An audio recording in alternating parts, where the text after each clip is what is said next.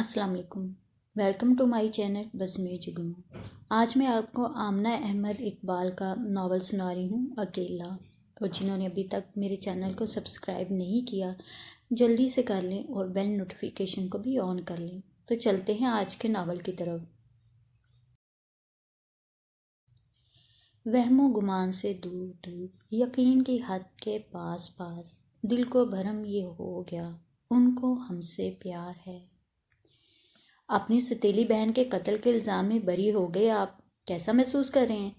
आप यूरोप से आते ही अपने वालिद का वसीयतनामा देखने के 2 दिन बाद ही आपकी बहन समीना का कत्ल हुआ। इसमें किसका हाथ हो सकता है? आप इस मुल्क के नामी ग्रामी शख्सियत हैं। क्या ये कत्ल का इल्ज़ाम आपकी शोहरत को बदनाम करने की साजिश तो नहीं? कोर्ट से बाहर निकलकर सहाफ़ियों लोगों के हजूम को चीरता वो अपनी बड़ी सी स्याह कीमती गाड़ी की तरफ बढ़ रहा था। कैमरों की चकाचौंध में उससे मुख्तलिफ सवालात पूछे जा रहे थे। उसके चेहरे पर थकन थी, उलझन थी, बेसारी थी। क्या आपने वाकई ये कत्ल नहीं किया? एक नुस्वानी आवाज़ थी, तंज और हकारत लिए। क्या वाकई आप बेगुनाह है या आपकी बेपनाह दौलत आपको बेगुनाह साबित करने में मावन हुई है? उसका शोफर उसके लिए गाड़ी का पिछला दरवाज़ा खोले उसका मुंतज़िर खड़ा था। आपकी चुप क्या इस बात का सबूत नहीं कि यह कत्ल आपने ही किया है?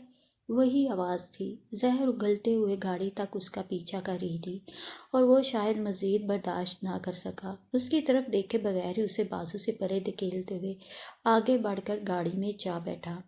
पेचो ताप खाती दनक उसकी गाड़ी के पीछे लगे नंबर प्लेट को तकती रह गई। कई महीने से वो इस केस की कार्रवाई नोट कर रही थी, बल्कि वो खुद हर दफ़ा कोर्ट जाती। उसे पूरा यकीन था वो ही कातिल था। बाप के वसीयतनामे के मुताबिक करोड़ों अरबों की अमलाक में वो अपनी सौतेली बहन को शरीक ना देख सका था। 2 ही दिन बाद उसे कत्ल कर दिया, चाकू से। ये अलग बात थी कि उसके फिंगरप्रिंट्स चाकू पर मौजूद नहीं थे। इतना बेवकूफ़ और लग भी नहीं रहा था कि प्रिंट्स छोड़ता। लंबे कद, चौड़े शाने, पुरकशिश नकूश और ज़हीन आंखों वाले 30-32 साला उस शख्स से उसे नफरत हो गई थी। किसी की ज़िंदगी की उसकी नज़रों में कोई वक़्त नहीं थी। उसे मालूम था उसकी दौलत कानून को ख़रीद लेगी। वो एक जर्नलिस्ट थी, एक हफ्तावार मैगज़ीन आईना की रिपोर्टर थी, जो अपनी साफ सुथरी सहाफ़त और दिलचस्प अशात के लिए मशहूर था।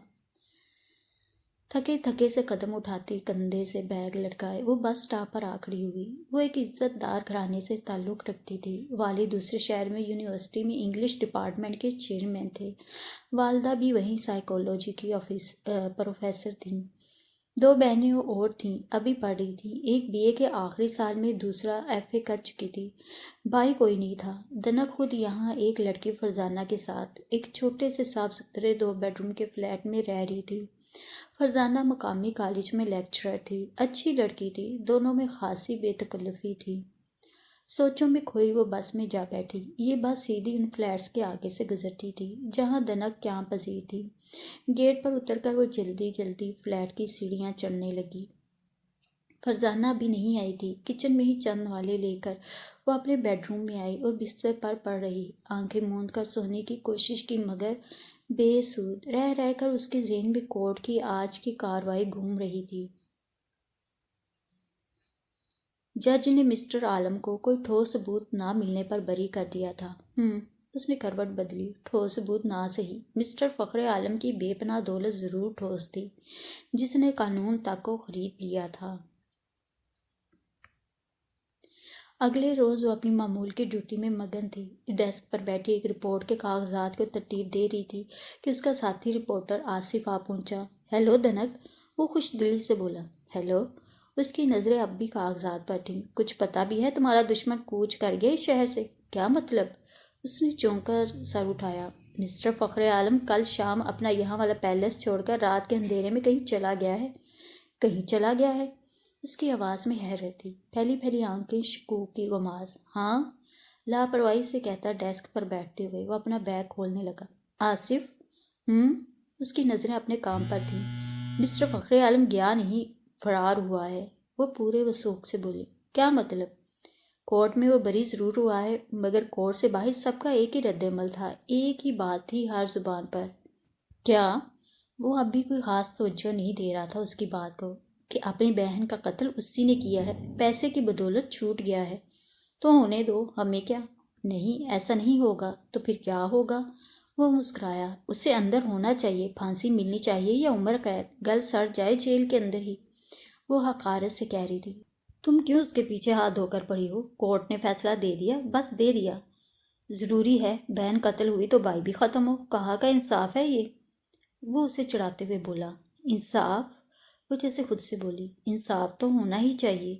اس نے اپنے کاغذ طے کیے، بیگ میں رکھے اور اٹھ کھڑی ہوئی۔ کہاں جا رہی ہو؟ کام ہے ذرا۔ وہ سیدھی اور دیڑھ عمر چیف ایڈیٹر اشفاق صاحب کے آفس میں آ گئی۔ اشفاق صاحب اور دھنک کے ابو ریاض احمد پڑھائی کے دوران ایک ہی ہاسٹل میں رہتے تھے۔ بڑی دوستی تھی آپس میں۔ بعد میں اشفاق صاحب نے صحافت سنبھالی اور اس کے ابو کالج میں لیکچرار ہو گئے۔ وقت گزرتا رہا، دونوں گو تھے الگ الگ شہروں میں، مگر دوستی میں فرق نہیں آیا۔ اب بھی آتے جاتے تھے، اب بھی ملنا جلنا تھا، بلکہ اشفاق صاحب کے ہی سہارے تو انہوں نے دھنک کو جرنلسٹ بننے اور ان کے پاس کام کرنے کی اجازت دی تھی، ورنہ نہ ابو اس پیشے کے حق میں تھے اور نہ ہی اشفاق صاحب۔ ابو تو اس کی ضد کے آگے مجبور ہو گئے، مگر اشفاق صاحب اکثر مشورہ دیتے، میری مانو بیٹی، تو گھر بسا لو اپنا، شادی کر لو، یہ جان جوکھوں کے کام تمہارے بس کے نہیں۔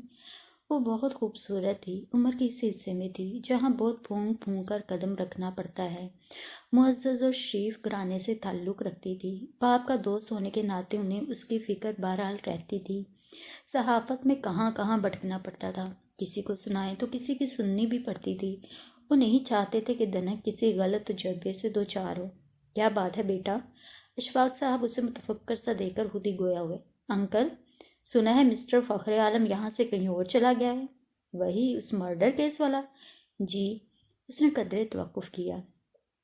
جب سے یورپ سے آیا تھا یہیں رہ رہا تھا، بہت بڑا کاروبار ہے اس کا یہاں، یوں اچانک راتوں رات بغیر کسی کو پتہ چل دینا کیا گلٹ کی نشاندہی نہیں کرتا؟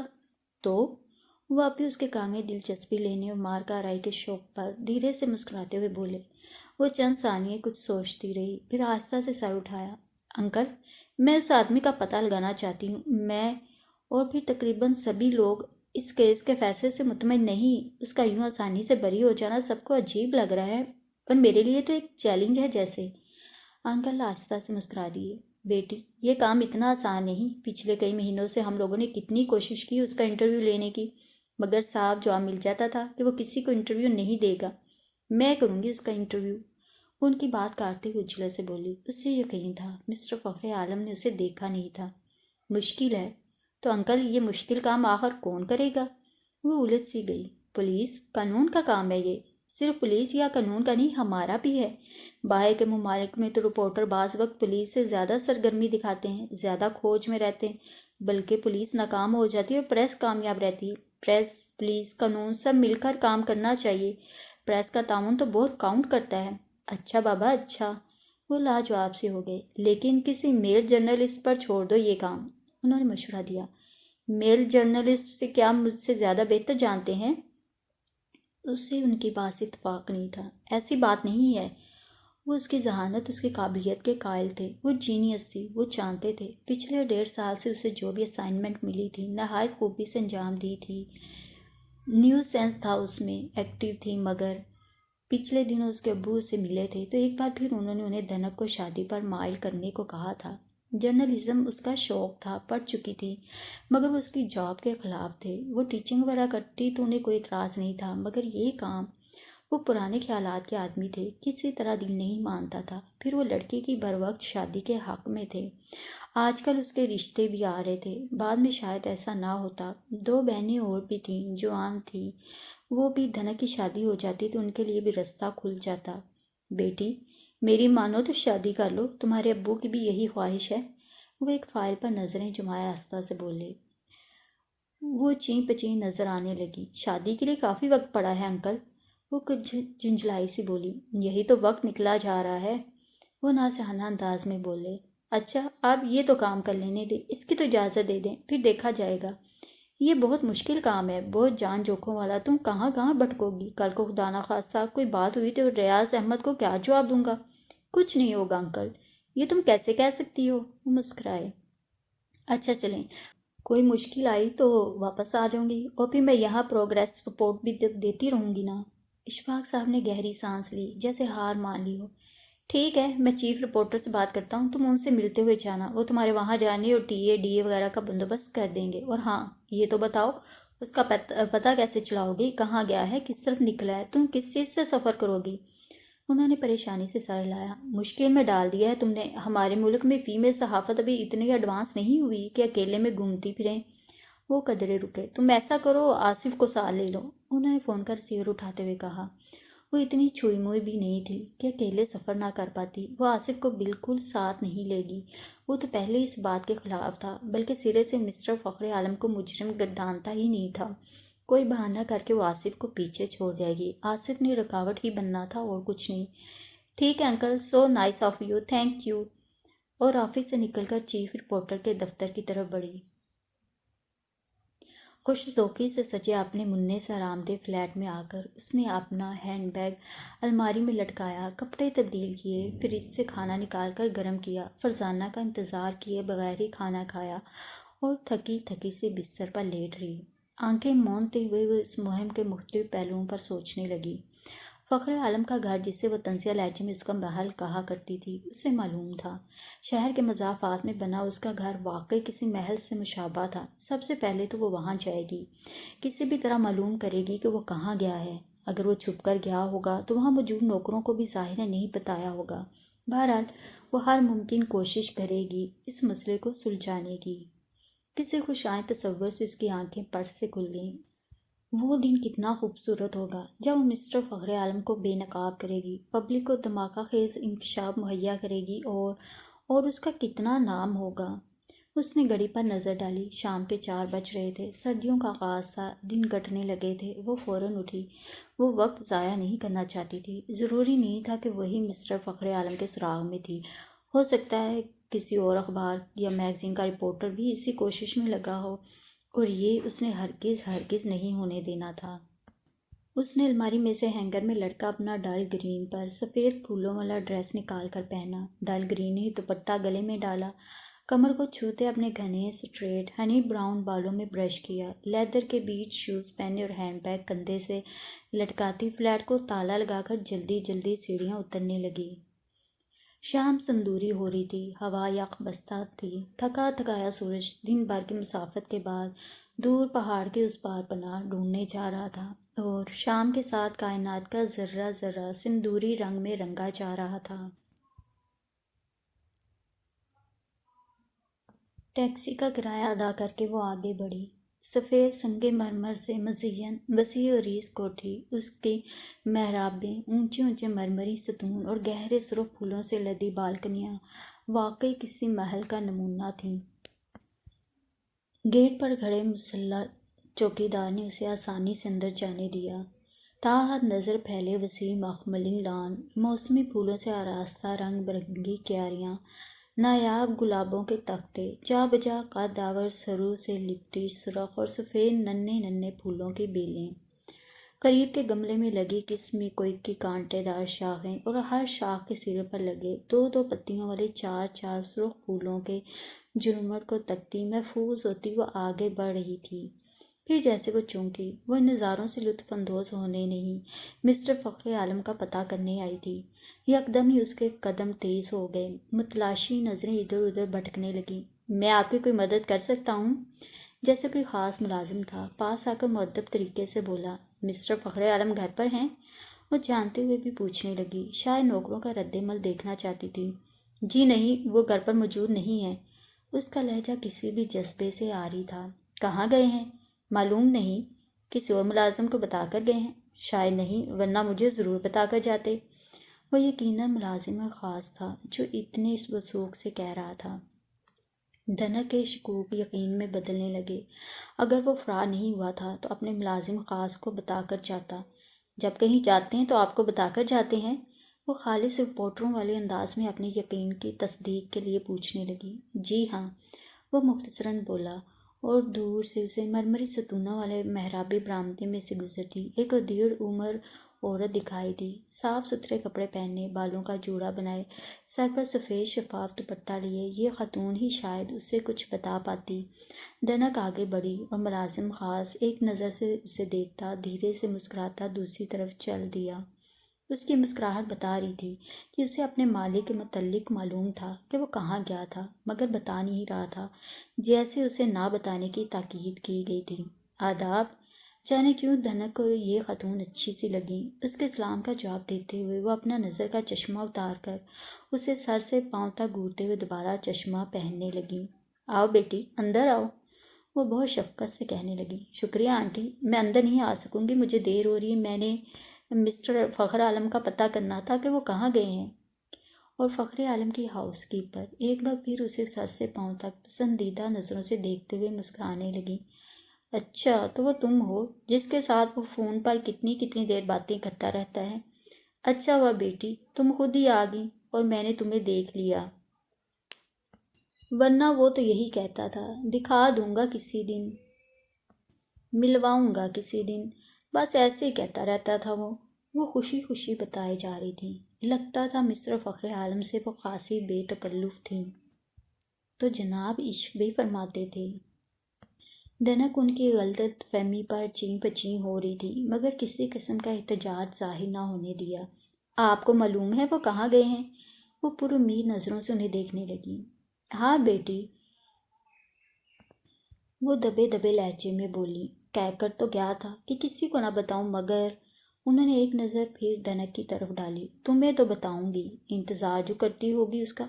ویسے تمہیں تو بتا کر جانا چاہیے تھا اسے، مگر جلدی میں تھا، پریشان بھی بہت تھا، اس لیے شاید نہ بتایا ہو، سوچا ہوگا وہاں سے فون کر دے گا۔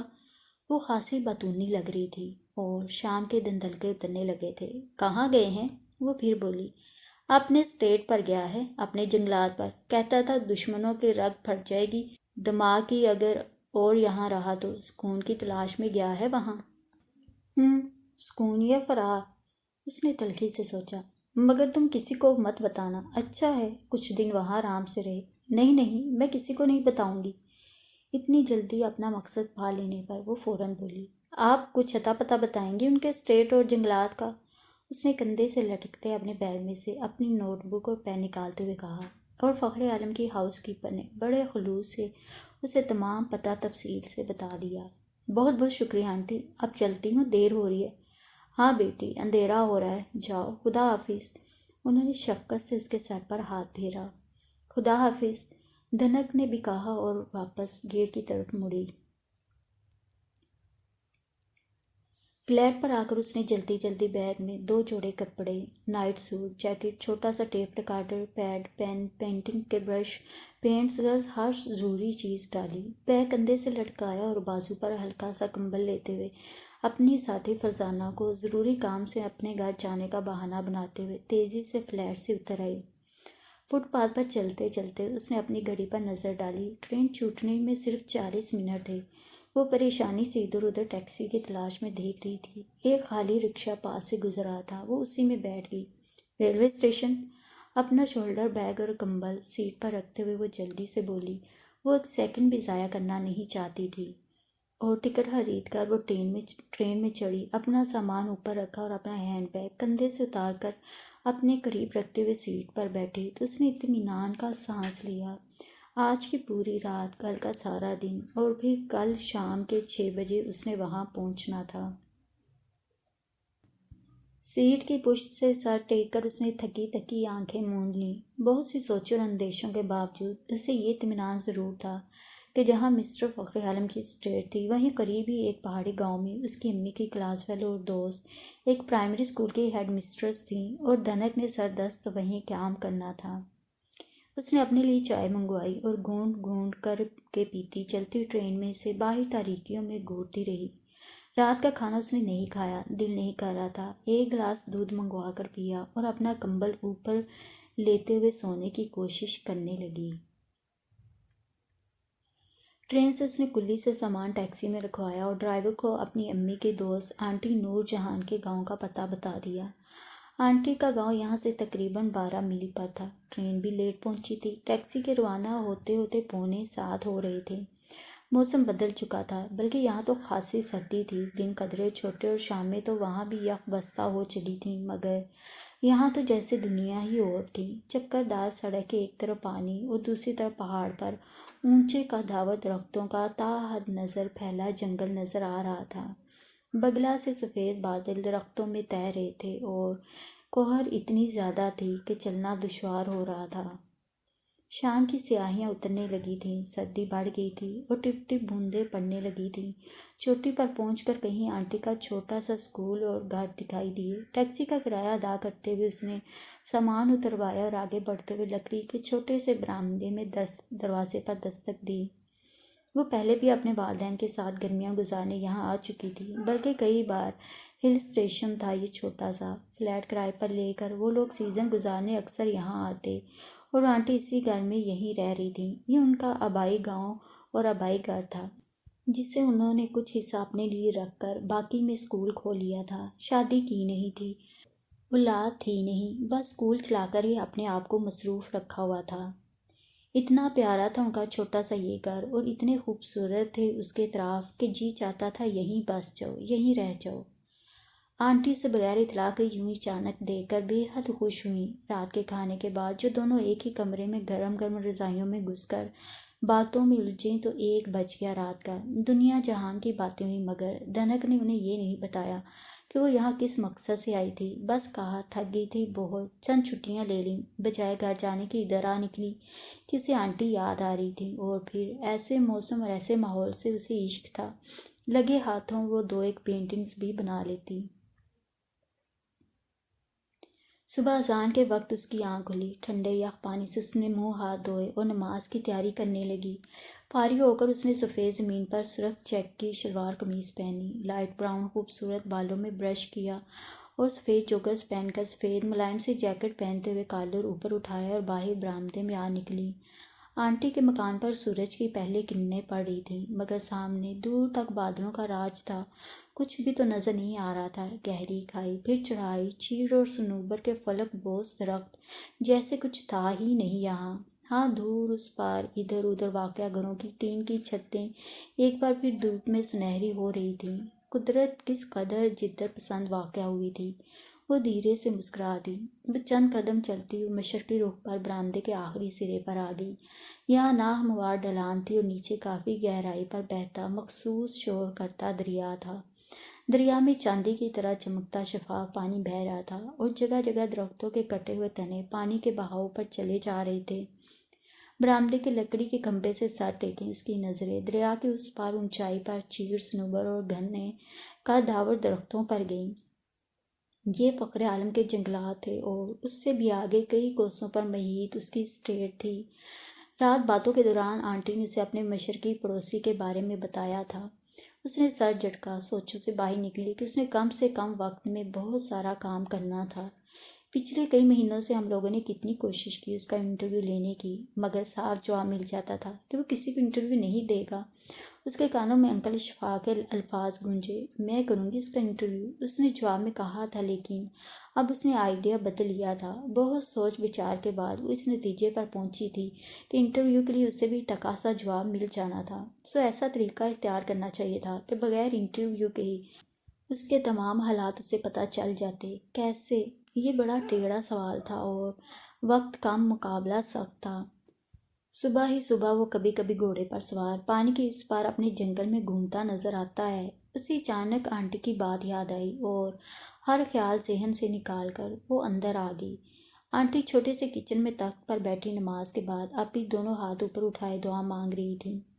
دھنک اندر کمرے میں گئی، جلدی جلدی اپنے بڑے سے ہینڈ بیگ میں ایک جوڑا کپڑے، چند برش، پینٹس، پیڈ، پین اور باقی ضروری اشیاء ڈالیں اور کچن میں آ گئی۔ آنٹی میں چلتی ہوں ذرا، دریا اور پار والا جنگل دھوپ کی پہلی کرنوں میں بہت خوبصورت لگ رہے ہیں، سوچتی ہوں تصویر بنانا شروع ہی کر دوں۔ جوگرز پر جھکتے ہوئے ایک بار پھر بندھے ہوئے تسموں کو کسنے لگی کہ سراسر جھوٹ بولتے وقت زبان کچھ ساتھ نہ دے پا رہی تھی۔ اے بیٹی ناشتہ تو کرتی جاؤ۔ دعا ختم کر کے انہوں نے تخت پر بچھے جائے نماز کا کونا موڑا اور آنٹی پھر ماحول کی وہ خوبصورتی نہیں رہے گی، لو بلا، اچھا یہ گرم گرم چائے کا 1 کپ تو پیتی جاؤ۔ اور آنٹی کے اصرار پر اس نے چولہے پر رکھی کیتلی سے گرم گرم چائے پیالی میں انڈیل لی۔ اچھا آنٹی جاتی ہوں اب۔ جلدی جلدی چائے حلق سے اتارتے ہوئے وہ اٹھ کھڑی ہوئی۔ اگر دیر ہوگی تو فکر مت کیجیے گا، یہیں گرد و نواح میں ٹھہری ہوں گی میں کہیں، آپ کو پتہ ہے تصویر بنانے میں تو کئی دن بھی لگ جاتے ہیں۔ اس نے دنوں کا خاص طور سے ذکر کیا۔ کیا پتہ اسے کتنا وقت لگ جاتا۔ آنٹی پریشان ہوتی بھی، اور بیچاری آنٹی نے سوچا، صحافت تو ویسے بھی لڑکی کو لڑکا بنا دیتی ہے، اور پھر اس ٹام بوائے کو تو تصویریں بنانے کا بھی بہت شوق تھا، کہیں رہ بھی لیتی تو اپنی حفاظت آپ کرنا جانتی تھی۔ جیسے تمہاری مرضی بیٹی، مگر کام جلدی ختم کرنے کی کوشش کرنا، میں انتظار کروں گی۔ ابھی تو ہم نے ٹھیک سے باتیں بھی نہیں کی۔ اچھا آنٹی، اس نے کہا اور باہر نکل آئی، ارد گرد نگاہ دوڑائی۔ دور پرلی طرف دریا کی چوڑائی کافی کم اور بڑے بڑے پتھر زیادہ تھے، وہ وہیں سے دریا عبور کرے گی، پر سنا ہے وہ اپنے علاقے میں کسی اجنبی کو گھسنے نہیں دیتا۔ آنٹی نے رات یہ بھی تو کہا تھا۔ پھر اور اس کے ذہن میں جیسے کوندا سا لپکا، ترکیب آ ہی گئی دماغ میں، لیکن اگر قسمت یاور ہوئی تو نکلا ہوگا گھڑ سواری پر۔ تیز تیز قدم اٹھاتے وہ ناہموار سرسبز ڈھلانوں پر چلی جا رہی تھی۔ سفید جوگر، سفید جیکٹ اور لائٹ براؤن اسٹریٹ بالوں میں سفید ہیئر بینڈ اسے بہت معصوم بنائے دے رہے تھے۔ اس کا چہرہ کسی بھی قسم کے میک اپ سے مبرہ تھا، خدا نے اتنا حسن دے رکھا تھا کہ ضرورت ہی نہ پڑتی تھی۔ دریا کے تنگ حصے پر پہنچ کر وہ ایک پل کو رکی، اوپر نگاہ کی۔ گھنے جنگل میں بادلوں نے کھلبلی مچا رکھی تھی، بالکل ایسے ہی جیسے اس کے ذہن و دل میں اس وقت مچی تھی۔ وہ بارڈر کراس کرنے جا رہی تھی، جہاں جانے کی اجازت بھی نہ تھی۔ پھر اس جگہ کا مالک ایک قاتل اور سفاک شخص تھا، اور وہ بہرحال ایک لڑکی۔ بولڈ ہونے کے باوجود اس وقت دل ایک بار دھڑکا ضرور۔ بڑے سے پتھر پر قدم رکھتے وقت اس نے دل ہی دل میں اپنی کامیابی کی دعا مانگی اور اللہ کا نام لے کر آگے بڑھی۔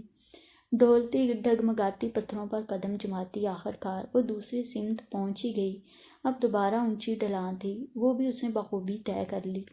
جنگل میں بادلوں اور قہر نے بھول بھلیوں کا سا سماں پیدا کیا ہوا تھا، کوئی سرا کوئی سمت تو نظر نہیں آتا تھا۔ وہ اندازے سے آگے بڑھنے لگی، کچھ دور جا کر وہ ٹھٹک سی گئی، پاس ہی کہیں سے گھوڑے کے ٹاپوں کی آواز آئی تھی۔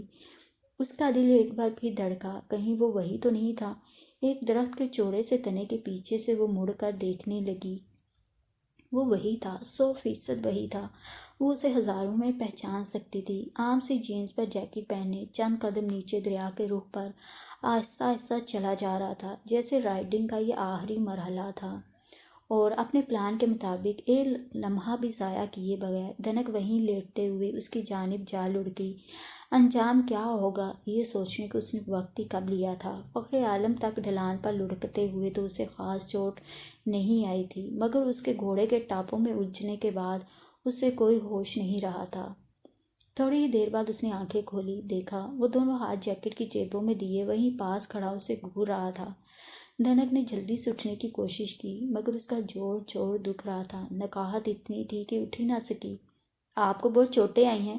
آپ کے پاس آ کر گرنے پر گھوڑے نے بدحواس ہو کر آپ کو زخمی کر دیا ہے، آئیے آپ کو ڈاکٹر کی مدد چاہیے۔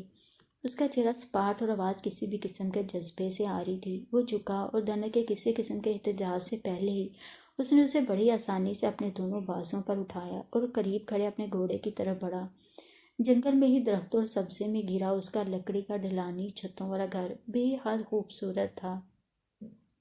گھر کے نیچے سے ہوتے ہوئے پانی اس طرف ایک آبشار کی شکل میں گر رہا تھا، شاید مصنوعی جھیل نکال کر یہاں تک لا کر اسے آبشار کی شکل دی گئی تھی۔ گھر کے نیچے ہی جھیل میں دور اس کنارے پر ایک کشتی بندی نظر آ رہی تھی۔ جھیل کے اوپر اور گھر کے سامنے لکڑی کا ایک جنگلے دار چھوٹا پل بھی گھر کے دائیں اور بائیں طرف کو ملانے کے لیے بنایا گیا تھا۔ مختصر سے پل پر چھوٹا سا لیمپ پوسٹ بھی نصب تھا۔ پل کے دائیں اور بائیں طرح طرح کے خوبصورت پھولدار درخت اور خودرو سفید ڈیزیز بکھرے پڑے تھے۔ بائیں جانب پتھروں کی سیڑھیاں پودوں اور پھولوں میں چھپتی چھپاتی حسین بلڈنگ تک جاتی تھیں۔ پل کے پیچھے سے لکڑی کا جھونپڑ نما بڑا سا 2 منزلہ مکان دکھائی دیتا تھا۔ چوڑے شیشوں کی چوڑی چوڑی کھڑکیوں میں کریم کلر کے پردے ایک طرف ہٹائے گئے تھے۔ تمام مکان میں لکڑی کی پینلنگ کی گئی تھی۔ اوپر کی منزل کی بالکنیوں میں سے ان گنت سرخ پھول جھول رہے تھے، اور ایسے ہی سرخ پھولوں کی بیل مکان کی چھت کو یوں گھیرے میں لیے تھی جیسے پھولوں کی چادر ڈال دی گئی ہو۔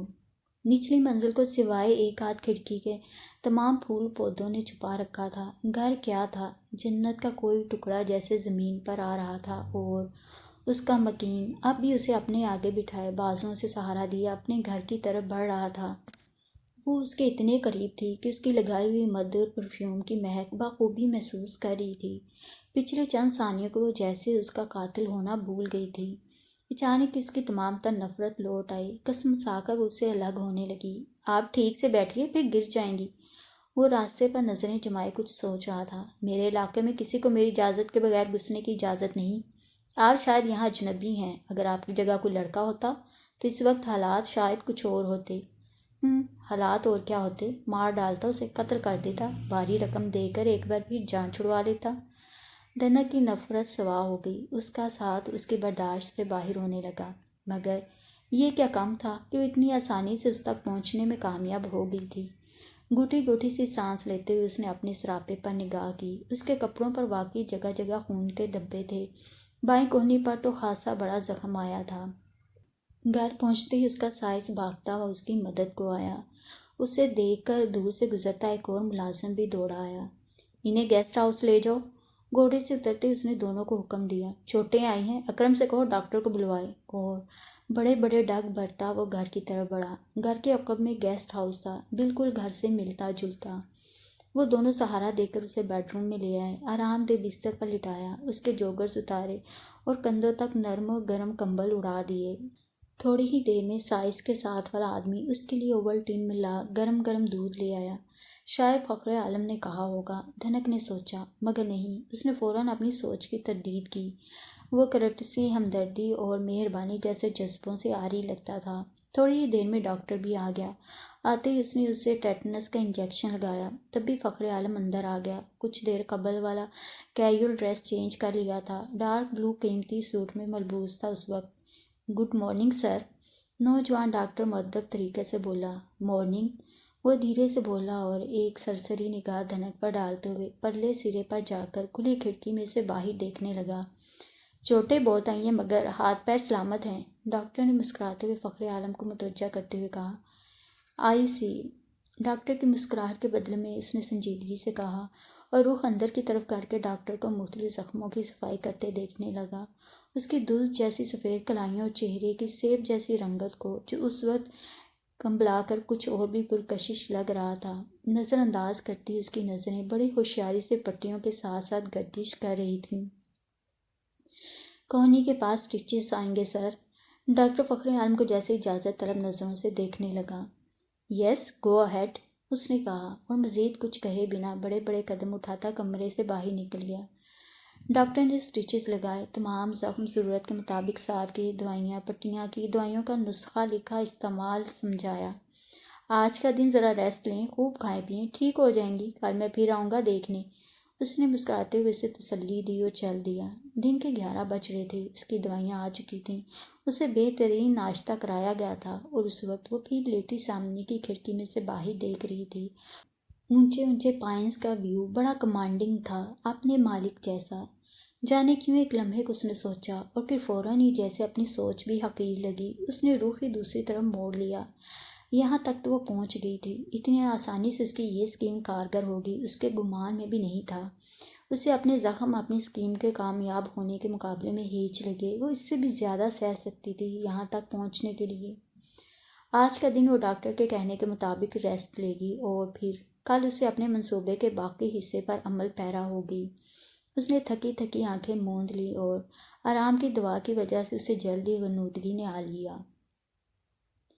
شام 5 بجے اس کی آنکھ کھلی، کھڑکی میں سے باہر دیکھنے کی کوشش کی، لیکن اسے تو گز بھر پر پائن کے درخت تک نظر نہ آ رہے تھے۔ بادلوں کا ہجوم کھڑکی کے راستے اندر گھسنے کو بے قرار تھا۔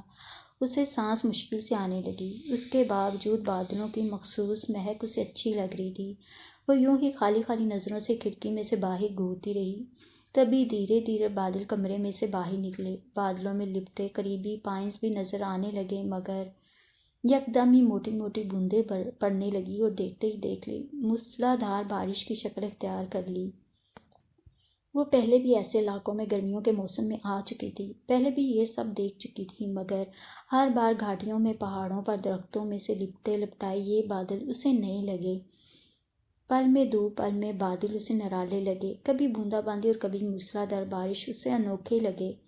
تبھی اس کے بیڈ سائڈ ٹیبل پر رکھے فون کی گھنٹی بج اٹھی۔ اس کی محویت ٹوٹی، ہاتھ بڑھا کر ریسیور اٹھایا۔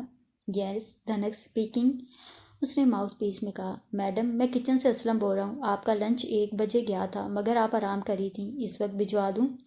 نو تھینک یو، کھانا نہیں، چائے بھجوا دیں پلیز۔ جو حکم۔ اور فون بند ہو گیا۔ اس کے اس جنگل میں داخل ہونے کے بعد سے اب تک اس کے ساتھ صرف ملازموں نے یا پھر اس ڈاکٹر نے بات کی تھی۔ فخر عالم نے پوچھا تک نہیں تھا کہ وہ کون تھی، کہاں سے آئی تھی، کیا کرنے آئی تھی، یا پھر اس کی طبیعت کیسی تھی، کھانا پینا مل رہا تھا یا نہیں۔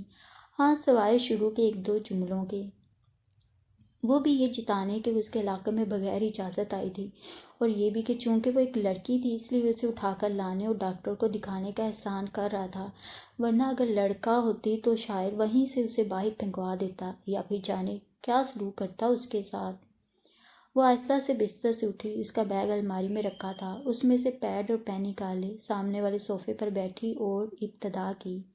جناب ایڈیٹر صاحب، یہ آدمی بدخو ہے، بلکہ بدتمیزی کی حد تک بات کرتا ہے۔ لمبے قد کا بہت ہی ہینڈسم شخص ہے، مگر بہت ریزروڈ اور جیسے کئی راز دل میں چھپائے ہیں، بہت کم اور بہت سوچ کر بولتا ہے، جیسے اس کی کسی بات سے کوئی راز کھلنے کا اندیشہ ہو، کسی کو چوٹ آئے، زخم آئے اس کی بلا سے، آنکھوں تک سے ہمدردی نہیں جھلکتی۔ میرا یہاں پہلا دن ہے، خدا کرے جلدی کوئی کلو مل جائے، بلکہ جیسے جیسے ہنٹس ملتے جائیں گے میں خط روانہ کر دیا کروں گی یا فون پر بتا دیا کروں گی۔ وہ دوبارہ اٹھی، پین واپس بیگ میں رکھا اور پیر نہایت احتیاط سے الماری میں پیچھے اخبار کی تہہ میں چھپا کر رکھ دیا۔ پھر وہ باتھ روم گئی، منہ ہاتھ دھوئے، واپس آ کر اسکارلیٹ ریڈ کپڑے نکالے، ڈریسنگ روم میں جا کر خون کے داغ دھبوں والے کپڑے بدل کر صاف پہن لیے، آہستہ آہستہ بالوں میں برش کیا، کپڑوں پر اپنا پسندیدہ کلون سپرے کیا تو جیسے طبیعت بہت ہلکی محسوس ہوئی۔ رات کھانے کے بعد اس نے ڈاکٹر کی ہدایت کے مطابق دوائیاں لیں اور سو گئی۔ رات کے 2 بجے کے قریب کچھ آہٹوں دبے دبے سے شور سے اس کی آنکھ کھل گئی۔ چند لمحے تو وہ اسے یوں ہی اپنا واہمہ سمجھتی رہی، مگر اب بھی وہی قدموں کی آہٹیں تھیں، دبی دبی باتیں تھیں، کہیں پاس ہی، کہیں قریب ہی۔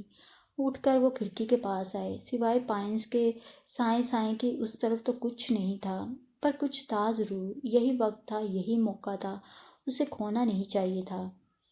گو باہر بہت ٹھنڈ تھی، گھپ اندھیرا تھا، سائیں سائیں کرتے دیو قامت درخت تھے، بھوتوں کا جیسے بسیرا تھا پورے جنگل میں۔ اس پر قدموں کی آہٹیں، دبی دبی سرگوشیاں، سب کتنا پراسرار تھا۔ بغیر وقت ضائع کیے اس نے صوفے کے بازو سے اپنی جیکٹ اٹھائی اور پہنتے ہوئے کوئی آہٹ کیے بنا آہستہ سے کمرے سے باہر نکل آئی۔ چاروں طرف دیکھا، کچھ نہیں تھا۔ وہ اور آگے بڑھی، فخر عالم کے گھر تک گئی۔ اب آہٹیں واضح ہو رہی تھیں، باتیں گو صاف سنائی نہ دیتی تھیں، مگر پہلے کی نسبت نمایاں ہو رہی تھیں۔ وہ دیوار سے چپکتی چپکاتی اسی سمت بڑھی۔ کوٹھی کے بائیں طرف جہاں گاڑیاں پارک ہوتی تھیں وہی ہو رہا تھا کچھ۔ دیوار کے کونے سے جو جھانک کر دیکھا تو اوپر کی سانس اوپر اور نیچے کی نیچے رہ گئی۔ فخر عالم نے لمبا اوور کوٹ پہن رکھا تھا، کالر اوپر اٹھایا تھا جو چہرے کو چھپائے تھا۔ ایک ہاتھ کوٹ کی جیب میں، دوسرے میں ٹارچ تھا جسے وہ کبھی کبھی روشن کر لیتا، اور اسی لمحے بھر کی روشنی میں دھنک نے دیکھا 2 شخص سفید چادر میں لپٹی ایک لاش کو ٹرک میں رکھ رہے تھے۔ لاش کو رکھ کر ایک آدمی وہیں لاش کے پاس بیٹھا رہا اور دوسرا نیچے اتر آیا۔ فخر عالم نے جیب سے کچھ رقم نکالی، اس آدمی کو دی، کچھ ہدایات دیں اور وہ شخص بھی ٹرک میں جا بیٹھا۔ دونوں آدمی سہنے سے لگ رہے تھے۔ پھر ٹرک اسٹارٹ ہوا، روانہ ہوا اور فخر عالم آہستہ آہستہ چلتا گھر کی طرف والا موڑ مڑ گیا۔ تو ایک اور قتل کیا تھا آج اس نے۔ دھنک کے کاٹو تو لہو نہیں تھا بدن میں۔ وہ ایک جرنلسٹ تھی، بولڈ بھی تھی، مگر ایسے مناظر تو بڑے بڑوں کو ہلا کر رکھ دیتے ہیں۔ اس کے پاؤں من من کے ہو رہے تھے۔ جیسے تیسے کر کے وہ اپنے کمرے تک پہنچ گئی، بتی تک نہیں جلائی، چپکے سے بستر میں گھس گئی۔ باقی کی رات اس نے آنکھوں میں کاٹی، اسے ڈر بھی لگ رہا تھا۔ کبھی نظروں میں سفید کپڑے میں لپٹی لاش، کبھی 2 سہمے سہمے آدمی، کبھی پراسرار فخر عالم کا اس آدمی کو رقم دینا، کچھ ہدایات دینا، لاش کو پانی میں بہا دینے کی یا پھر کہیں گڑھا کھود کر دبا دینے کی۔ اس سے پاس بہتا دریا، سارا جنگل مظلوموں کے مدفن لگے، سائیں سائیں کرتے بلند و بالا درخت فریاد کرتے سسکیاں بھرتے محسوس ہوئے، اور باہر کی سیاہ تاریکیاں ماتم کناں لگنے لگیں۔ تمام رات وہ بستر میں دبکی پڑی رہی۔ سورج کی پہلی کرن کے ساتھ اس کی جان میں قطرے جان آئی۔ رات والا واقعہ گو اب بھی ذہن سے چمٹا ہوا تھا۔ وہ آہستہ سے بستر سے اٹھی، اس کے جوڑ جوڑ میں درد ہو رہا تھا۔ باتھ روم جا کر اس نے منہ ہاتھ دھوئے، ڈریسنگ روم میں آ کر خوبصورت بالوں پر برش کیا، حسین چہرے، سرخی مائل شربتی آنکھوں اور پیارے سے پرنٹڈ کپڑوں میں وہ بے حد پیاری لگ رہی تھی۔ وہ بہت کم کپڑے ساتھ لائی تھی، اسے زیادہ کپڑوں کی نہیں، فخر عالم پر زیادہ نگرانی کی ضرورت تھی۔ فخر عالم اسے جرجری سی آ گئی، اتنی ڈیشنگ پرسنالٹی والا شخص کیوں کر ایسے کاموں میں پڑ گیا تھا، یا پھر دولت اور املاک چیز ہی ایسے ہیں کہ انسان کو قتل تک پر مجبور کر دیتے ہیں۔ تبھی فون کی گھنٹی بجی اور وہ اچھل سی گئی، کمرے میں آ کر ریسیور اٹھایا، کان سے لگایا۔ اسلم بول رہا ہوں میڈم، بیرے نے بتایا تھا آپ جاگ رہی ہیں، اس لیے بیڈ ٹی بھجوا دیے۔ آپ پلیز بتائیں کہ بریک فاسٹ میں کیا پسند کریں گی؟ وہ بہت مہذب طریقے سے بول رہا تھا۔ فخر عالم کے ملازم تک اچھے اور ایجوکیٹڈ لگ رہے تھے، اتنا اچھا خوبصورت ماحول تھا، مگر رات کے اندھیروں میں جرم ہوتے تھے یہاں۔ اسلم کو ناشتے کا بتا کر وہ چند ثانیے کھڑکی کے کھلے پٹ سے ٹیک لگائے باہر دیکھتی رہی۔ اس وقت پھر اونچی چوٹیوں پر دھوپ اور نیچی کھائیوں میں بادل منڈلا رہے تھے۔ فخر عالم کا گھر دھوپ کی نرم و گداز کرنوں میں سنہری ہو رہا تھا، اور دور نیچے کھائی میں اندھیرا اور بادل دونوں گڈمڈ ہو رہے تھے۔ پھر اس پار کھائی سے آگے اوپر کو اٹھی ڈھلان پر اکا دکا ادھر ادھر بکھرے چھوٹے چھوٹے گھروں کی ٹین کی چھتوں کو ایک بار پھر سورج کی شعاعیں منور کر رہی تھیں۔ کہیں دھوپ کہیں بادل، روح تک سرشار ہو رہی تھی، اور کچھ فاصلے پر اس نے دیکھا اپنے جنگل میں فخر عالم ٹریک سوٹ پہنے ایک بھاری بھرکم کتے کی زنجیر تھامے صبح کی واک میں مصروف تھا۔ فخر عالم جانے کیوں ایک بار پھر وہ خوفزدہ سی ہو گئی، اور پھر اسے خیال آیا رات والا واقعہ قلم بند کر کے کچھ تو مواد اکٹھا کر لے۔ الماری سے پیڈ اور پین نکال کر وہ صوفے کے بازو پر بیٹھ کر لکھنے لگی۔ رات کو ایک عجیب واقعہ ہوا۔ مسٹر فخر عالم نے کسی کا قتل کیا تھا۔ لاش ٹرک میں ڈالتے وقت میں نے خود دیکھ لیا۔ گو اس نے بتیاں نہیں جلائی تھیں، مگر اس کی ٹارچ کی روشنی میں بخوبی دیکھ سکتی تھی۔ دو آدمی جو لاش کو ٹھکانے لگانے پر مامور تھے وہ بھی چپ اور سہمے ہوئے تھے۔ ان میں سے ایک کو فخر عالم نے جیب سے کچھ رقم نکال کر دی، ساتھ ہی دھیرے دھیرے کچھ ہدایات بھی جو میں نہ سن پائی۔ سر، مجھے خود بھی جلدی ہے۔ اس کے کریکٹر کے ہنٹس تو مل رہے، مگر بس ایک چیز کا مجھے انتظار ہے کہ کسی طرح پتہ چل سکے کہ اپنی بہن کو اسی نے مارا ہے۔ میں آج آپ کو فون کرنے کی بھی کوشش کروں گی۔ اتنا لکھ کر اس نے پھر سے الماری میں اخبار کی تہہ میں چھپا لیا۔ ماں دروازے پر دستک ہوئی، وہ اچھل کر رہ گئی۔ اچھا تھا پیڈ چھپا تو لیا تھا۔ یس۔ الماری سے ہٹتے ہوئے اس نے اپنے آپ کو سنبھالا، بہرا تھا۔ ناشتے کی ٹرے لیے اندر آیا۔ میڈم، اب آپ کی کیسی طبیعت ہے؟ وہ بڑے خلوص سے بولا۔ بہتر ہوں، شکریہ، وہ ممنونیت سے بولی۔ یہاں سب لوگ اچھے تھے سوائے فخر عالم کے۔ میڈم، کسی چیز کی ضرورت ہو تو فون پر کہہ دیجیے گا، آج کچن میں مصروفیت کچھ زیادہ ہے، صاحب کے خاص دوست آنے والے ہیں۔ وہ ٹرے صوفے کے قریب میز پر رکھتے ہوئے بولا۔ او اچھا، اور تو کچھ نہیں چاہیے، بس آج کا اور پچھلے دنوں کے اخبار چاہیے، اگر لا سکو تو۔ اخبار پڑھے بغیر اسے چین ہی نہیں آتا تھا، اور پھر آج تو تیسرا دن تھا، اس نے اخبار کی شکل تک نہیں دیکھی تھی۔ کیوں نہیں، ابھی لاتا ہوں میڈم، وہ مؤدب طریق سے بولا اور باہر نکل گیا۔ بستر میں لیٹی وہ یکے بعد دیگرے تینوں اخبار دیکھ رہی تھی، تبھی وہ دروازے پر دستک سے چونکی۔ ڈاکٹر تھا، ساتھ میں ایک ملازم۔ سنائیے، کیسی ہیں آپ؟ وہ ایک بے تکلف دوست کی طرح بولا، پاس آ کر اس کی نبض تھام لی۔ کل بخار تو نہیں ہوا؟ یہ ڈاکٹر ہی اچھا تھا، اوپر سے کچھ اور اندر سے کچھ اور تو نہیں تھا۔ ہوا تھا ہلکا سا۔ پھر اس کی نظریں اپنی کلائی پر گھڑی پر تھیں۔ گولیاں کھا لی تھیں، اتر گیا تھا؟ اس وقت تو نہیں ہے۔ اب وہ زخموں کی طرف متوجہ ہوا، اس کی کوہنی الٹ پلٹ کی۔ 5ویں دن سٹیچز کھلیں گے، 3-4 دن بعد۔ 3-4 دن جانے وہ یہاں رہتی بھی تھی یا نہیں۔ ویسے وہ بھی عجیب بن بلائی مہمان تھی، نہ ہی میزبان نے کبھی مڑ کر پوچھا تھا کہ وہ کیوں آئی تھی، کب جائے گی۔ آپ بولا کریں، چلا پھرا کریں۔ وہ دھیرے سے مسکرا دی۔ یہ اتنے خوبصورت دانت چھپانے کے لیے تو نہیں ہے، وہ مسکراتے ہوئے بولا۔ گو اس کی بات میں سادگی تھی، کوئی معنی نہ تھی، پھر بھی دھنک کا رنگ سرخ سا ہو گیا۔ ڈاکٹر چلا گیا۔ آج واقعی گھر میں گہما گہمی سی تھی۔ بقول ملازم فخر عالم اپنے دوست کو لینے خود ایئرپورٹ گیا تھا، اور پھر دوپہر تک جو دونوں آ پہنچے تو جیسے ہنگامہ سا برپا ہو گیا گھر میں۔ ادھر ادھر گھومتے گھماتے اس نے پہلی بار فخر عالم کے جاندار قہقہے سنے، پہلی بار بے تکان بولتے سنا، پہلی بار کسی سے بے تکلفی سے بات کرتے سنا۔ آج دوپہر کو وہ سوئی نہیں، یوں ہی جنگل میں ادھر ادھر پھرتی رہی۔ پائنس کی مخصوص خوشبو، سفید ڈیزیز، خضر و گلابی رنگ کے 4 پتیوں والے ننھے ننھے سے پھول، سر اٹھائے اونچے اونچے سنیک پلانٹس، اور پھر ایک نوخیز چھوٹی چھوٹی پتیوں والی جھاڑی میں لگے سفید مننے مننے ستارہ نما چنبیلی کی سی خوشبو والے ان گنت پھول۔ وہ آگے ہی آگے بڑھتی گئی۔ اس نے نوٹ کیا مختلف جگہوں پر مسلح گارڈز متعین تھے۔ وہ اس رخ پر بھی گئی جہاں سے اس نے دریا پار کیا تھا۔ آنٹی کے گھر کا تعین بھی ہو سکتا تھا وہاں سے۔ پھر وہ جگہ جہاں سے وہ لڑک کر فخر عالم کی طرف گئی تھی، ایک گارڈ آج یہاں بھی موجود تھا۔ اس نے محسوس کیا ہر گارڈ اسے پراسرار سی نظروں سے گھور رہا تھا۔ شاید فخر عالم نے چوکس کروائے تھے، یا پھر گارڈز ہوتے ہی ایسے ہوں گے۔ بہرحال ذرا غور کیا تو کچھ فاصلے پر جہاں وہ گھوڑے کے ٹاپوں میں آئی تھی، اس کا پینٹنگ برش پڑا نظر آیا۔ آگے بڑھ کر اس نے اٹھا لیا۔ برش کو مٹی سے صاف کرتے کرتے اس نے دیکھا گارڈ نہایت چوکنا ہو کر اس کے ہاتھ میں پکڑے برش کو دیکھنے کی کوشش کر رہا تھا۔ اسے ہنسی آ گئی، جیسے اس نے برش نہیں کوئی بم تھام رکھا تھا ہاتھوں میں۔ خیر، اس سے برش کے ساتھ پہلی بار یاد آیا وہ تو یہاں پینٹنگ کے بہانے سے گھسی تھی۔ اس نے نگاہ اٹھائی، سفید ڈیزی کے پھولوں سے اٹی ڈھلان، جیسے پھول ہی پھول تھے اور بس۔ وہ جب اس پہاڑی علاقے میں آئی تھی، ڈیزی سے لدے ڈھلانوں کو دیکھ کر جی چاہا تھا اتار لے سب کو ایک دن کینوس پر۔ اس وقت اس کے پاس کینوس تو نہیں تھا، مگر گتے کا ٹکڑا، لکڑی کی ہی سطح پر وہ ان ڈیزیز کو اتار سکتی تھی۔ رنگ اور برش تو تھے ہی پاس، کسی وقت کرنے کی کوشش۔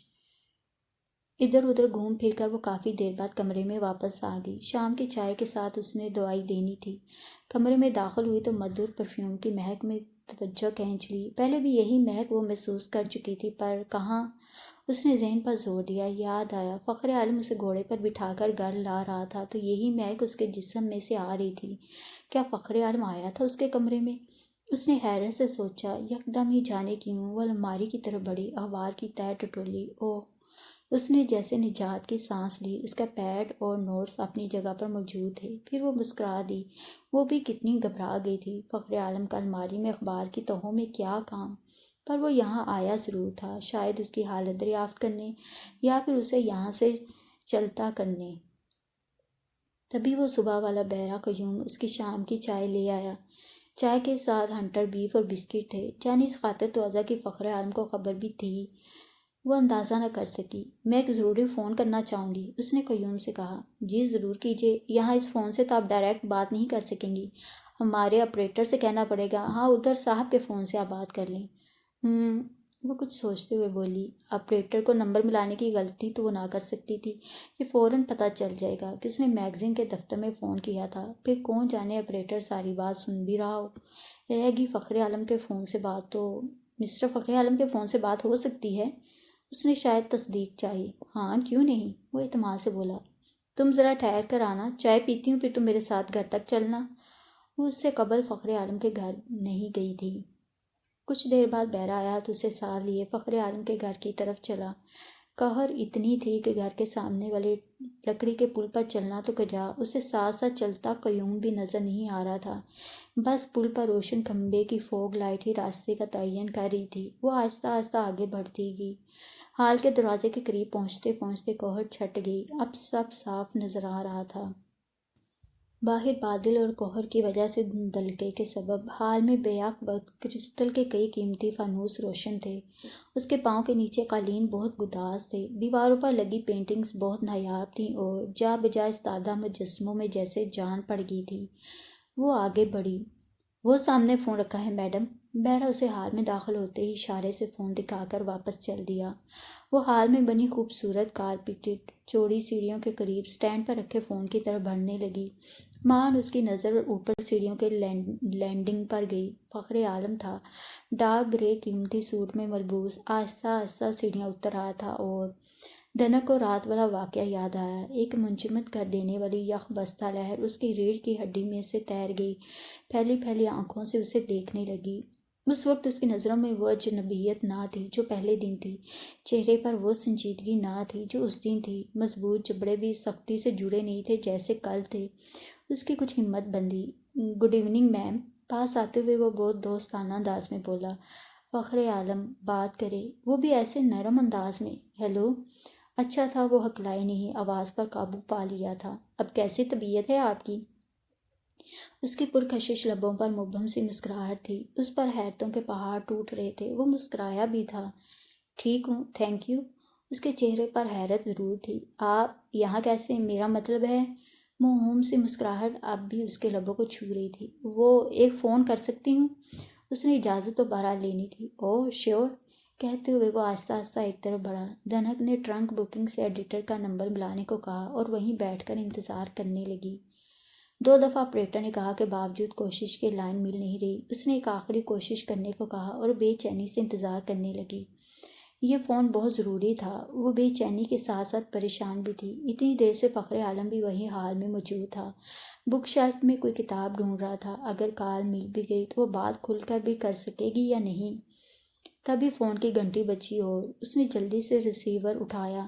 کال مل گئی تھی اور انکل اشفاق لائن پر تھے۔ ہیلو، اس نے دھیرے سے ماؤتھ پیس میں کہا۔ دھنک بول رہی ہوں۔ لفظ دھنک پر ہی شاید فخر عالم نے مڑتے ہوئے اس پر سر سے لے کر پاؤں تک ایک نظر ڈالی تھی۔ ہاں بیٹے، سناؤ، کیا حال ہے؟ خیریت سے تو ہو نا؟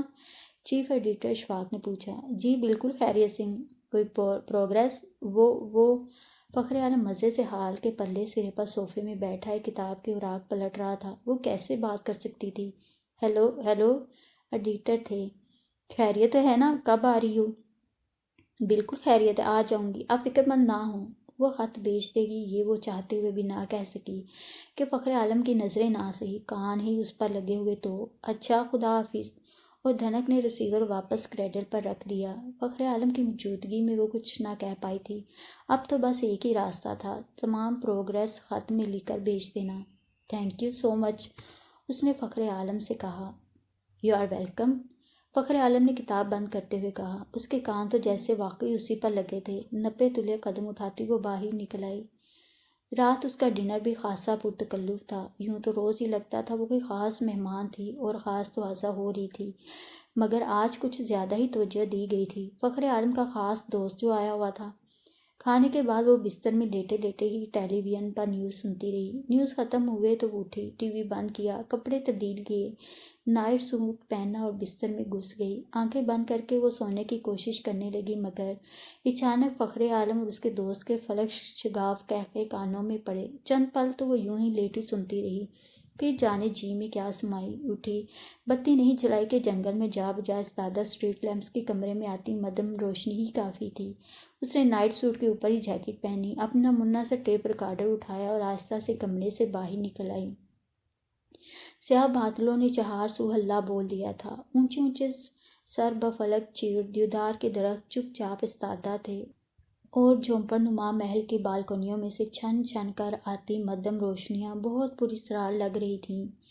کہہ فخر عالم کے گھر کے اوپر کی منزل سے آ رہے تھے۔ اس کا بیڈ روم شاید وہیں تھا۔ وہ سوچ میں پڑ گئی، اوپر کیسے جائے؟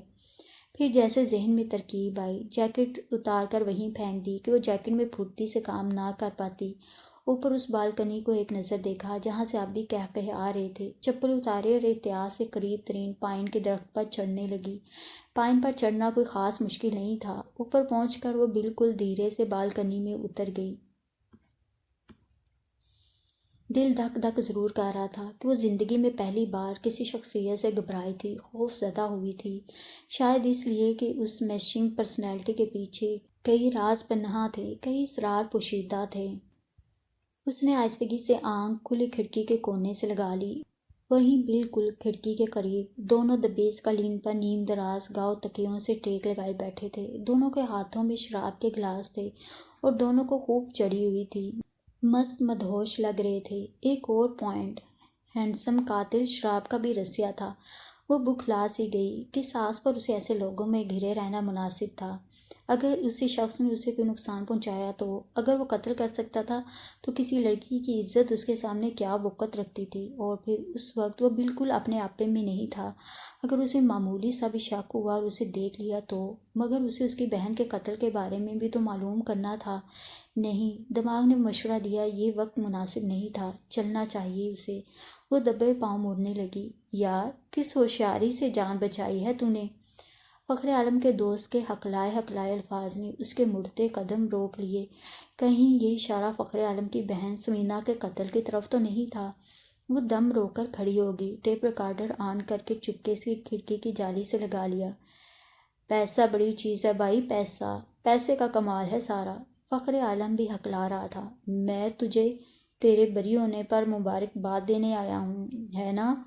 ہاں معلوم ہے یار، اچھا کیا پتہ کاٹ دیا اس کا۔ کروڑوں اربوں کی ملکیت میں حصے بکھرے اچھے نہیں معلوم ہوتے۔ سنا ہے تیرے ہی بیڈ روم میں تھی، تیرے ہی بستر پر۔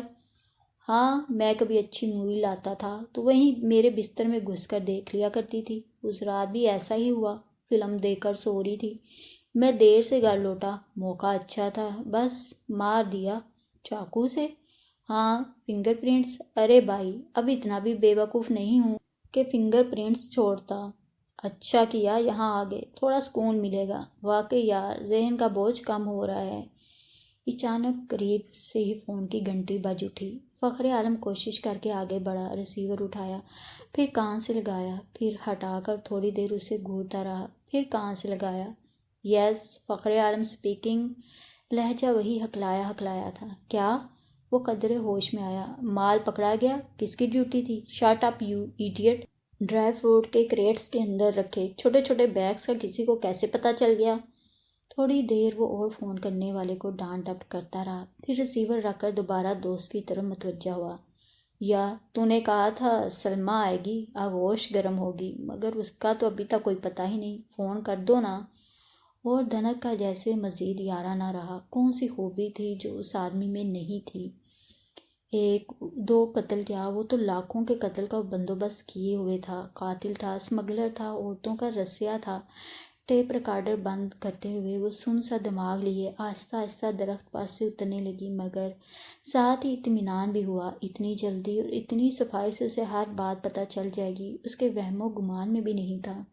وہ اپنے آپ کو خوش قسمت ترین رپورٹر سمجھ رہی تھی۔ کل صبح ہی وہ یہ تمام نیوز اکٹھے لکھ کر ایڈیٹر کو پوسٹ کر دے گی۔ کتنے خوش ہوں گے وہ، کتنا نام ہوگا اس کا۔ رات بھر وہ خوشی کے مارے ٹھیک سے سو بھی نہ سکی۔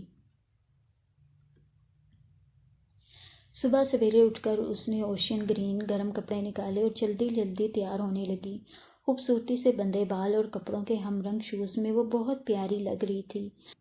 الماری سے پیڈ اور پین نکال کر وہ رات والا واقعہ قلم بند کرنے لگی۔ وہ قاتل ہے، اسمگلر ہے، شرابی ہے، عورتوں سے کھیلتا ہے، کرپٹ ترین انسان ہے۔ اور تمام صفات اکٹھے کر کے لفافے میں ڈالے۔ ہفتہ وار آئینہ کے ایڈیٹر کا ایڈریس لکھا اور بیرے کا انتظار کرنے لگی۔ تبھی قیوم بیڈ ٹی لیے اندر آ گیا۔ Good morning madam. اس نے چھوٹی سی ٹرے اس کے آگے میز پر رکھی۔ Good morning. بہرا واپس مڑنے لگا۔ سنو قیوم جی۔ وہ دوبارہ مڑا۔ یہ خط ہے، بہت ضروری، اسے آج ہی نکل جانا چاہیے۔ جیسا حکم۔ اس نے لفافہ لے کر جیب میں رکھ لیا۔ دھنک نے اسے خط چھپانے وغیرہ کی تاکید نہیں کی کہ خود اسے بھی شک ہو سکتا تھا۔ اور ہاں، آج کا اخبار؟ وہ نرمی سے بولی۔ ابھی لایا سرکار۔ اور وہ چل دیا۔ اس کے ذہن کا بوجھ قدرے کم ہوا۔ گھونٹ گھونٹ کر کے چائے پینے لگی۔ اسے خود بھی یہاں سے جلد چلے جانا چاہیے، مگر کم از کم آج نہیں۔ یہ نہ ہو فخر عالم کو کوئی شک پڑ جائے، یا کسی کو بھی۔ آج کا دن مناسب نہیں تھا۔ اس کے سٹیچز کھلنے میں ابھی وقت تھا، مگر سٹیچز وہ کہیں اور سے بھی کھلوا سکتی تھی۔ وہ کسی طرح اس جال سے، بھول سے نکل جانا چاہتی تھی۔ خالی کپ میز پر رکھ کر جیکٹ پہن کر وہ باہر نکل آئی۔ ناشتہ آنے میں ابھی ویسے بھی دیر تھی۔ وہ گیسٹ ہاؤس کے پیچھے جنگل میں گئی۔ جیکٹ کی جیبوں میں ہاتھ دیے، سوچوں میں گم، وہ آگے ہی آگے بڑھتی گئی۔ ماں نظریں اٹھا کر دیکھا، فخر عالم تھا، بماں اپنے ہونہار کتے کے۔ اس وقت وہ پھر اسے دیکھ کر کانپ سی گئی۔ یہ گرے کوٹ اپنے اندر کتنے گھناؤنے جرم چھپائے تھا۔ اس نے خود کو سنبھالا۔ گڈ مارننگ، وہ خوشگواری سے بولا۔ ہیلو، اس نے بھی دھیرے سے کہا۔ اب کیسی طبیعت ہے؟ وہ نرمی سے پوچھنے لگا۔ ٹھیک ہوں، شکریہ۔ سٹیچز کب کھل رہے ہیں؟ اس نے مزید پوچھ لیا، اور دھنک کو لگا وہ اسے چلتا کرنے کی سوچ رہا تھا۔ بات ٹھیک بھی تھی، وہ یہاں کوئی بلائے گی مہمان تھوڑی تھی۔ 2-3 دن بعد، مگر میں کل چلی جاؤں گی، میری طبیعت اب بالکل ٹھیک ہے۔ ایک لمحہ کو وہ چپ سا ہو گیا۔ ڈاکٹر سے بات کی ہے کل جانے کی؟ آج آئیں گے تو کروں گی۔ تبھی اچانک کہیں سے فخر عالم کا دوست کامران آ نکلا۔ یار، اتنی سردی میں کیا کرنے نکلے ہو؟ وہ اوور کوٹ کے اوپر گرم ٹوپی پہنے سردی سے تھرتھراتے ہوئے بولا، پھر جیسے ہی اقدامی دھنک پر نظر پڑی۔ او ہیلو۔ وہ سنجیدہ ہو گیا، متانت سے بولا۔ ہیلو۔ وہ دھیرے سے مسکرا دی۔ ارے، آپ کے دانت کچھ زیادہ ہی خوبصورت نہیں ہیں۔ وہ سرخ سی ہو گئی۔ میں ہمیشہ سچ بات کہتا ہوں، آپ تمام کی تمام یعنی ساری کی ساری بہت خوبصورت ہیں، اور خوبصورت چیز کی تعریف نہ کرنا کفران نعمت ہے۔ اس دوران فخر عالم بالکل سنجیدہ تھا۔ اب جاؤ، ناشتہ لگ چکا ہوگا، اس نے کامران کو مخاطب کیا۔ ٹھہرو یار، بات کرنے دو۔ بائی دا وے، آپ کا نام کیا ہے مس ڈنت؟ وہ دونوں دوستوں کی کھینچا تانی پر پھر مسکرا دی۔ یعنی کوسے قزا، یعنی رینبو گاڈ، کتنا حسین نام ہے، کیوں فخر عالم؟ وہ خاموش رہا، جھکتے ہوئے اپنے کتے کی پیٹھ پر ہاتھ پھیرنے لگا۔ کامران کی عقل میں شاید آ ہی گیا کہ فخر عالم اس معاملے میں کوئی رائے دینا ہی نہیں چاہتا۔ اچھا پریٹی لیڈی، ہم چلتے ہیں، یہ مجھے زبردستی لے جا رہا ہے، ورنہ میرا دل نہیں چاہتا ایسی ڈول لائک لڑکی کو چھوڑ کر جانے کو۔ وہ اس کی صاف دلی پر مسکرائے بنا نہ رہ سکی۔ باپ رے، یہ دانت دکھانا ذرا فخر عالم کو، یہ بھی یہیں رہ جائے گا۔ چلو، فخر عالم سیدھا ہوتے ہوئے سنجیدگی سے بولا، اور دونوں چل دیے۔